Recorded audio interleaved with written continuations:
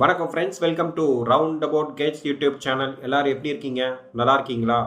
ஒவ்வொரு நாளும் ஒவ்வொரு கோவிலை பற்றி டீட்டெயிலாக இந்த சேனலில் பார்த்துட்டு வரோம். இன்னைக்கு நம்ம பார்க்க போகிற திருக்கோவில் திருவையாறு எனும் ஊரில் உள்ள அருள்மிகு ஐயாரப்பன் திருக்கோவில். இந்த கோவிலை பற்றி டீட்டெயிலாக தெரிஞ்சுக்கலாமா? இங்கு சிவன் சுயம்பு மூர்த்தியாக அருள்பாலிக்கிறார். கோவில் என்றாலே சுவாமி சன்னதியை சுற்றுவது முக்கியமான அம்சம். ஆனால் திருவையாறு ஐயாரப்பன் கோவிலில் சுவாமி சன்னதியை சுற்றக்கூடாது என்ற தடை உள்ளது.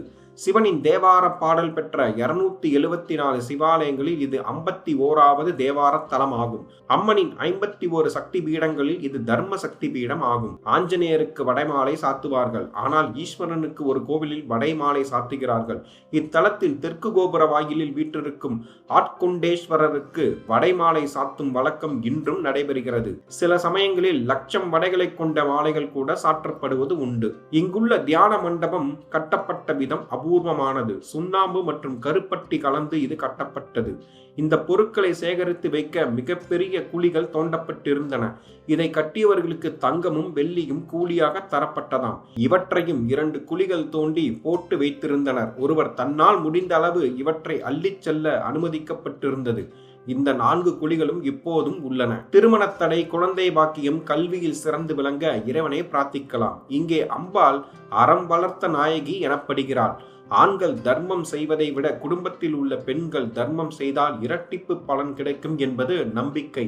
அந்த அடிப்படையில் உலக உயிர்களுக்கெல்லாம் படியளக்கும் நாயகியாக பெண்களுக்கு தர்மத்தின் அவசியத்தை எடுத்துக்காட்டும் விதத்தில் தர்மசம்வர்த்தினி என்ற பெயரில் அம்பாள் இங்கே எழுந்தருளி உள்ளார். எல்லா நாட்களும் நல்ல நாட்களே என்பதை வலியுறுத்தும் வகையில் அஷ்டமி திதியில் இரவு நேரத்தில் அம்பாளுக்கு திருக்கல்யாணம் நடத்தப்படுகிறது. ஊர் இறைவருக்கு அர்ச்சகர் ஒருவர் பூஜை செய்து கொண்டிருந்தார். ஒருமுறை காசிக்கு சென்றதால் அவரால் பூஜைக்கு உரிய நேரத்தில் வர முடியவில்லை.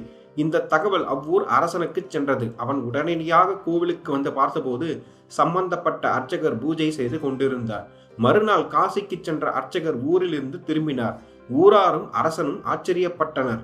இறைவன் இந்த அர்ச்சகர் மீது கொண்ட அன்பால் அர்ச்சகரின் வடிவில் வந்து தனக்குத்தானே அபிஷேகம் செய்து கொண்டது தெரிய வந்தது. தன்னை வணங்குபவர்களுக்கு அன்பு செய்பவர் ஐயாரப்பர். அப்பர் பெருமான் இத்தலத்தில் வழிபட்டு கைலாய காட்சியை பெற்றார். எனவே இத்தலத்தில் வணங்கினால் கைலாயத்திற்கே சென்றதாக ஐதீகம். மானசரோவர் ஏரியில் மூழ்கிய அப்பர் பெருமான் இந்த திருத்தலத்தில் உள்ள குளத்தில் வந்து எழுந்தார். சூரிய புஷ்கரணி தீர்த்தம் எனப்படும் இந்த குளம் மிகவும் விசேஷமானது. இங்கே அம்பாள் மகாவிஷ்ணுவின் அம்சமாக கருதப்படுகிறார். எனவே திருவையாறு எல்லைக்குட்பட்ட இடங்களில் பெருமாளுக்கு கோவில்களே கிடையாது என்பது குறிப்பிடத்தக்கது. இங்கே மூலவர் சுயம்புவாக எழுந்தருளி உள்ளார். அவரது ஜடாமுடி கருவறையின் பின்பக்கமும் பறந்து விரிந்து கிடப்பதாக ஐதீகம். சிவபெருமானின் ஜடாமுடியை மிதிக்கக்கூடாது என்பதால் சன்னதியை சுற்ற தடை விதிக்கப்பட்டுள்ளது. சுவாமி பிரகாரத்தில் உள்ள தட்சிணாமூர்த்தி மிகவும் விசேஷமானவர். இவரை பெருமாள் வழிபட்டிருக்கிறார். பெருமாள் வழிபட்ட குரு தமிழகத்திலேயே இங்கு மட்டும்தான் உள்ளார். எனவே இவருக்கு ஹரிகுரு சிவயோக தட்சிணாமூர்த்தி என பெயர். இவர் முயலகனுக்கு பதிலாக ஆமையை மிதித்துள்ளது குறிப்பிடத்தக்கது. கோவிலின் வெளிப்பிரகாரத்தில் ஒரு குறிப்பிட்ட இடத்தில் நின்று கொண்டு ஐயாரப்பா என உரக்க குரல் கொடுத்தால் 7 முறை திரும்பி கேட்கிறது. அந்த அளவிற்கு இந்த கோவிலில் கட்டடக்கலை அமைந்துள்ளது. வெளிநாட்டில் உள்ள இன்ஜினியர்கள் இந்த சத்தம் கேட்பது பற்றி ஆய்வு செய்தனர். ஆனால் இதற்கான காரணத்தை அறிய முடியவில்லை. நவ கிரகங்களில் இது சூரிய ஸ்தலமாகும். சூரிய பகவான் இத்தலத்தில் பூஜித்துள்ளார். இக்கோவில் 5 பிரகாரங்களை கொண்டது. இங்குள்ள முக்தி மண்டபத்தில் அமர்ந்து தியானம் செய்தால் மனம் நிம்மதி அடைகிறது. சூரியன் இந்த கோவிலில் மேற்கு திசை நோக்கி உள்ளார்.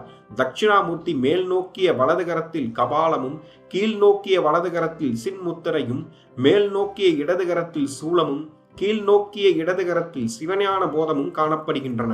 இக்கோவிலின் தல வரலாறை பார்ப்போம். நந்தீஸ்வரருக்கும் நந்திகேசருக்கும் இடையே உள்ள வித்தியாசத்தை தெரிந்து கொள்ள வேண்டும். நந்தீஸ்வரர் சிவபெருமானின் முன் காளை வடிவில் இருப்பவர். நந்திகேசர் திருக்கைலாய பரம்பரையை உருவாக்கியவர். தர்மபுரம் ஆதீனம், திருவாடுதுறை ஆதீனம் ஆகியவை திருக்கைலாய பரம்பரையைச் சேர்ந்தவை. சிலாது மகரிஷி என்பவரின் மகனாக அவதரித்தவர் நந்திகேசர். பிறக்கும் போது இந்த குழந்தைக்கு 4 கைகள் இருந்தன. அவர் ஒரு பெட்டியில் இந்த குழந்தையை வைத்துவிட்டு மூடி திறந்தார். அப்போது குழந்தையின் 2 கைகள் நீங்கி அழகான குழந்தையாக விளங்கியது. குழந்தையை திருவையாறு தலத்தில் விட்டு சென்றார். பரமேஸ்வரன் அந்த குழந்தைக்கு 5 விதமான அபிஷேகம் செய்தார். அம்பிகையின் பால், நந்தி வாய் நுரை நீர், அமிர்தம், சைவ தீர்த்தம், சூரிய புஷ்கரணி தீர்த்தம் ஆகியவற்றால் அபிஷேகம் செய்தார்.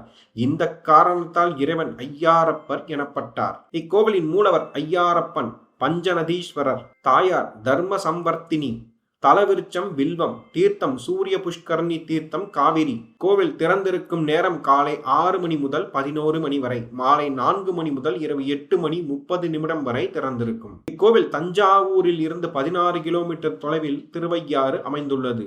திருவையாறு ஊரின் மத்தியிலேயே இந்த கோவில் அமைந்துள்ளது. அருகிலுள்ள ரயில் நிலையம் தஞ்சாவூர், அருகிலுள்ள விமான நிலையம் திருச்சி. மீண்டும் ஒரு நல்ல பதிவில் உங்களை சந்திக்கிறேன். இந்த வீடியோ உங்களுக்கு பிடித்திருந்தால் லைக், ஷேர், சப்ஸ்கிரைப், கமெண்ட் செக்ஷனில் கமெண்ட் செய்யவும். நன்றி, வணக்கம்.